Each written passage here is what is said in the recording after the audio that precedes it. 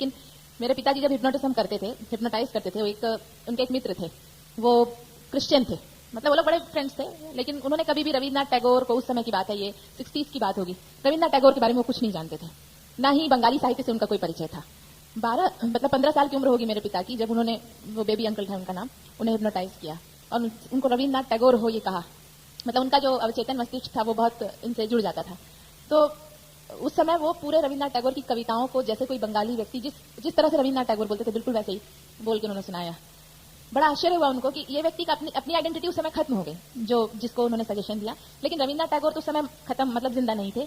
तो उनका जो फिर क्या चीज है जो वो आवाहन होता है या वो कारण शरीर है? उसमें एक चीज समझने की है, हमारे यहाँ जो मनस्तत्व है ना, वो सबका एक और व्यापक होता है।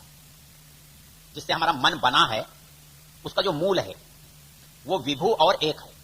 यदि उस धरातल पर हम चले जाएं तो सब कुछ हमारे सामने होता है।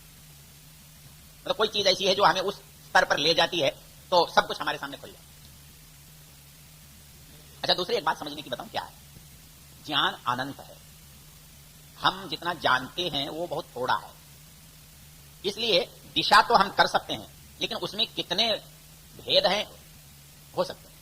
जब मुझे कोई कहता है कि ऐसा हुआ, ऐसा हुआ, हो सकता है, मतलब चमत्कार उसे हम कहते हैं जिसका कार्य कारण हमें संबंध पता नहीं है। होता तो है उसमें कार्य कारण संबंध, हमें पता नहीं, हम उसे चमत्कार कहते हैं। ये यदि हुआ है तो कार्य कारण संबंध होगा, अंतर यह है कि हमें पता नहीं।